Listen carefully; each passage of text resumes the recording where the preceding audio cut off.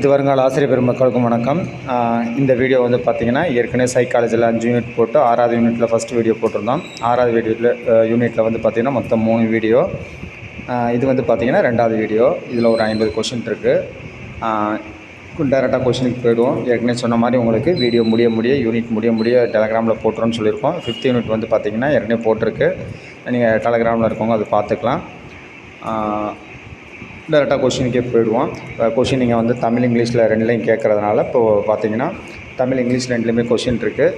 So இதில் உங்களுக்கு ஏதாவது டவுட் ஏதாவது இருந்துச்சுன்னா நீங்கள் வந்து கமெண்ட்ஸில் கேட்டுக்கலாம். இப்போ கொஷினுக்கு போயிடுவோம். பின்வரும் அறிவாற்றல் திறன்களில் எது எதிர்கால நிகழ்வுகளை முன்கூட்டியே பார்ப்பது மற்றும் திட்டமிடுவது ஆகியவற்றுடன் தொடர்புடையது? நிர்வாக செயல்பாடுகள், எக்ஸிக்யூட்டிவ் ஃபங்க்ஷன்ஸ். அடுத்து, ஒரு குறிப்பிட்ட காலத்திற்கு ஒரு பணியில் கவனம் செலுத்தும் திறனை எது குறிக்கிறது? நிலைத்த கவனம். ஒரு நபரின் ஆர்வங்கள் அவர்களின் மரபணு மற்றும் சுற்றுச்சூழல் இரண்டாலும் வடிவமைக்கப்படுகிறது. ஒரு நபரின் ஆர்வங்கள் எதால் வடிவமைக்கப்படுகிறது அப்படின்னு பார்த்தீங்கன்னா மரபணு மற்றும் சுற்றுச்சூழல், ஜெனட்டிக்ஸ் அண்ட் என்விரான்மெண்ட். உள் உந்துதலின் ஒரு எடுத்துக்காட்டு தனிப்பட்ட திருப்திக்காக ஒரு பணியை செய்வது. உள் உந்துதலுக்கு ஒரு எடுத்துக்காட்டு பார்த்திங்கன்னா தனிப்பட்ட திருப்திக்காக ஒரு பணியை செய்வது. Performing a task for personal satisfaction. ஒரு பணியில் கவனம் செலுத்துவதற்கும் மற்றொரு பணிக்கு மாறுவதற்கும் பின்னர் முதல் பணிக்கு திரும்புவதற்கும் உள்ள திறன் எவ்வாறு அழைக்கப்படுகிறது? மாற்றப்பட்ட கவனம். ஒரு வேலையிலேருந்து இன்னொரு வேலைக்கு போய்ட்டு திரும்ப எந்த வேலையில் இருந்தோமோ அதுக்கே திரும்பி வரோம் அப்படின்னா, மாறி ஏற்கனவே ஆரம்பித்த இடத்துக்கே வரோம் அப்படின்னா அதற்கு மாற்றப்பட்ட கவனம், ஆல்டர்னேட்டிங் அட்டென்ஷன். ஒரு புதிய திறனை பெறுவதற்கான ஒரு நபரின் திறனை எது சிறப்பாக அளவிடுகிறது? திறன் சோதனை, ஆப்டிடியூட் டெஸ்ட். மனப்பான்மையின் 3 கூறுகள் யாவை? அறிவாற்றல், உணர்ச்சி, நடத்தை. Cognitive, affective, behaviour. மதிப்புகள் பொதுவாக கலாச்சாரம் மற்றும் தனிப்பட்ட அனுபவம் இரண்டிலிருந்தும் பெறப்படுகிறது. Culture and personal experience. ஒரு நபரின் வலுவான மதிப்பு அமைப்புகள் எதை பாதிக்கின்றன?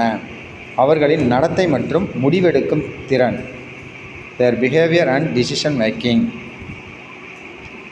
திறன் சோதனைகள் பொதுவாக பயன்படுத்தப்படுகின்றன. ஒரு குறிப்பிட்ட பணியில் எதிர்கால செயல்திறனை கணிக்க. Predict future performance in a specific task.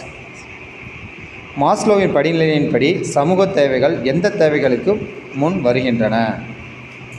அங்கீகார தேவைகள், எஸ்டீம் நீடு பார்த்திங்கன்னா சமூக தேவைகள் பார்த்திங்கன்னா அங்கீகார தேவைகளுக்கு முன்னாடியே வந்துடுது.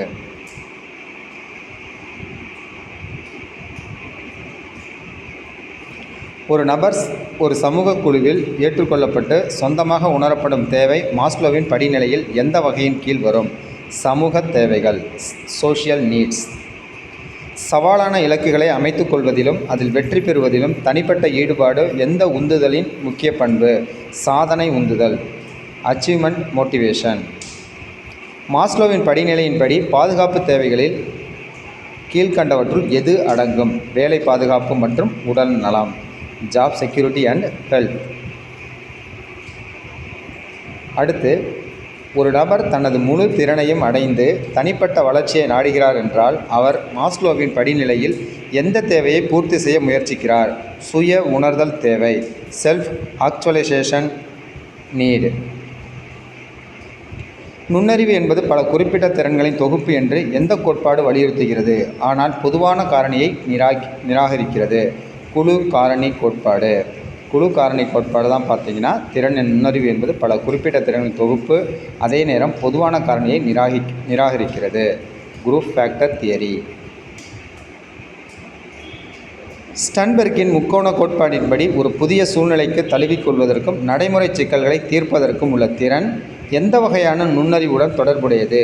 நடைமுறை நுண்ணறிவு, ப்ராக்டிக்கல் இன்டெலிஜென்ஸ்.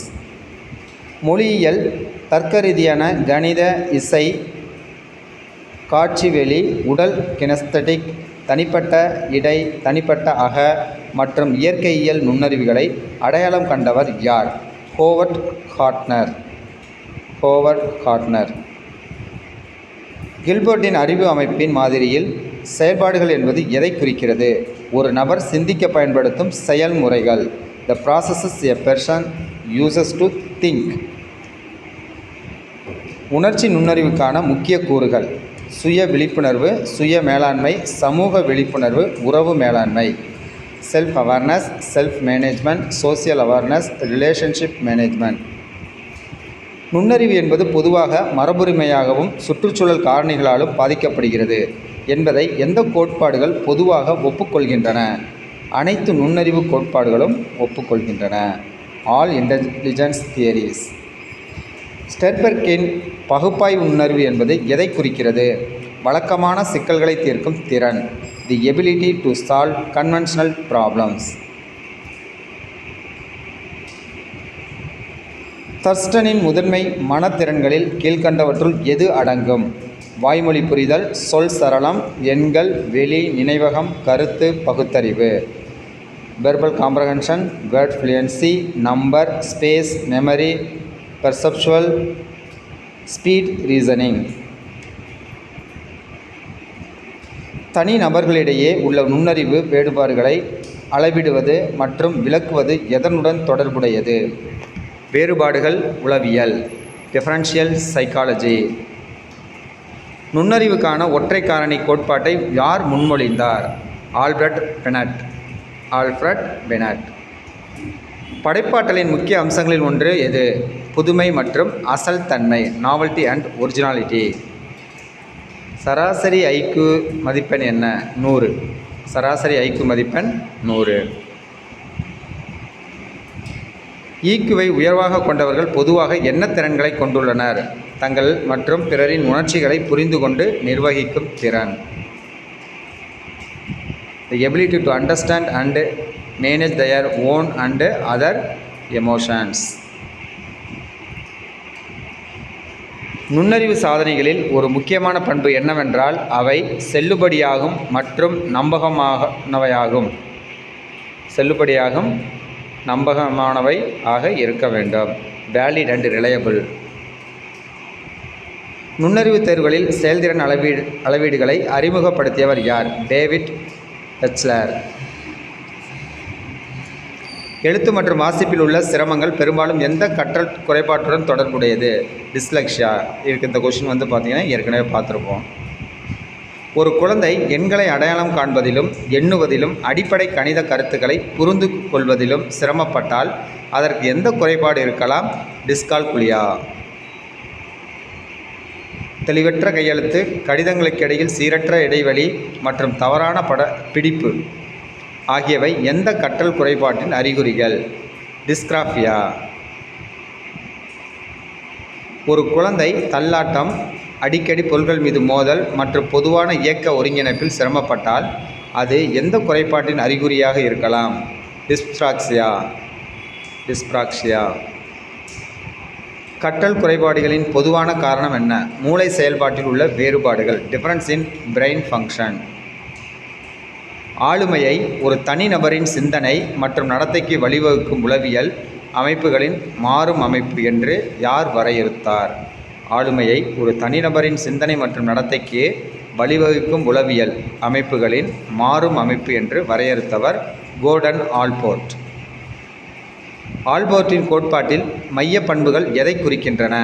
ஒரு நபரின் ஆளுமையின் முக்கிய கட்டுமான தொகுதிகள். The main building blocks of a person's personality. கேட்டலின் மூலப்பண்புகள் எதிலிருந்து பெறப்படுகின்றன? மேற்பரப்பு பண்புகள். Surface traits. ஐசனக் தனது மாதிரியில் வெளிப்படையான தன்மை மற்றும் உள்நோக்கம் ஆகியவற்றை எதன் தொடர்ச்சியாக கருதினார்? சமூகத்தன்மை. சோஷியபிலிட்டி. நரம்பியல் பண்புக்கூறு ஒரு நபரின் எந்த பண்பை குறிக்கிறது? பதற்றம், மனநிலை மாற்றங்கள் மற்றும் கவலை. Anxiety, moodiness and worry. Hippocrates ஆளுமை வகைகளை எதன் அடிப்படையாக கொண்டு முன்மொழிந்தார்? உடலின் திரவங்கள், 4 நகைச்சுவைகள். Bodily fluids, 4 humours. கிரஸ்மரின் வகைபிரித்தலின்படி மெல்லிய, நீளமான மற்றும் மென்மையான உடல் வகை எது? லெப்டோசோமிக். ஷெல்டனின் சாம்டோ டைப்களின்படி உள்ள உறுப்புகள் கொண்டவர்கள் பொதுவாக எந்த ஆளுமை பண்புகளை கொண்டிருப்பார்கள்? சமூக மற்றும் மகிழ்ச்சியான ஆளுமை பண்புகளை கொண்டிருப்பார்கள். சோசியபிள் அண்ட் ஜாய்ஃபுல். கார்ல் ஜங் கூட்டு மயக்கம் என்ற கருத்தை அறிமுகப்படுத்தினார். இது எதை குறிக்கிறது? மனித இனத்தால் பகிரப்படும் உலகளாவிய அடையாளங்கள். Universal archetypes shared by the human race. ஸ்பிராஞ்சரின் ஆளுமை வகைப்பாட்டின்படி சக்தி, தாக்கம் மற்றும் ஆதிக்கம் செலுத்துவதில் ஆர்வம் கொண்ட நபர் எந்த வகையைச் சேர்ந்தவர்? அரசியல் வகை, பொலிட்டிக்கல் டைப். ஆளுமை மதிப்பீட்டில் திட்டவட்ட சோதனைகள் எதற்காக பயன்படுத்தப்படுகின்றன? ஒரு நபரின் நனவற்ற உந்துதல்களை வெளிப்படுத்த. Option C. To cover a person's unconscious motivations. MMPI Minnesota multiphasic personality inventory எந்த வகையான ஆளுமை மதிப்பீட்டிற்கு ஒரு எடுத்துக்காட்டு? சுய அறிக்கை சரக்கு, செல்ஃப் ரிப்போர்ட் இன்வென்டரி. ஒரு நபர் அச்சுறுத்தல் அல்லது ஆபத்தை உணரும்போது ஏற்படும் ஒரு அகநிலை விரும்பத்தகாத உணர்வு எவ்வாறு அழைக்கப்படுகிறது? அமைதியின்மை, ஆன்சைட்டி. மனநல பாதுகாப்பில் பாதுகாப்பு வழிமுறைகள் எதை குறிக்கின்றன? மன அழுத்தத்தை. Option C. மன அழுத்தத்தை சமாளிப்பதற்கும் பதற்றத்தை குறைப்பதற்கும் நனவற்ற மற்றும் நனவற்ற உத்திகள். Unconscious and conscious strategies for coping with stress and reducing anxiety. ஒரு நபர் தனது சொந்த குறைபாடுகளை பிறர் மீது செலுத்துவது போன்ற ஒரு தற்காப்பு வழிமுறை எவ்வாறு அழைக்கப்படுகிறது? ப்ரொஜெக்ஷன். ஒரு நபர் தனது சொந்த குறைபாடுகளை பிறர் மீது செலுத்துவது போன்ற ஒரு தற்காப்பு வழிமுறை எவ்வாறு அழைக்கப்படுகிறது? ப்ரொஜெக்ஷன். இந்த வீடியோவில் பார்த்தீங்கன்னா உங்களுக்கு இதில் ஒரு 49 கொஷின் இருக்கும். ஏற்கனவே ஒரு 50 கொஷின் பார்த்துட்டு இருந்தோம். அடுத்த ஒரு வீடியோ இருக்குது. அதோட பார்த்தீங்கன்னா 6th யூனிட்டும் முடிஞ்சிடும். உங்களுக்கு முடிய உங்களுக்கு Telegram and as well as WhatsApp ரெண்டுலேயுமே பார்த்தீங்கன்னா நோட்ஸ் போட்டு விட்றோம். தேங்க்யூ ஃபார் வாட்சிங். ஏதாவது டவுட் இருந்தால் கேட்டுக்கலாம்.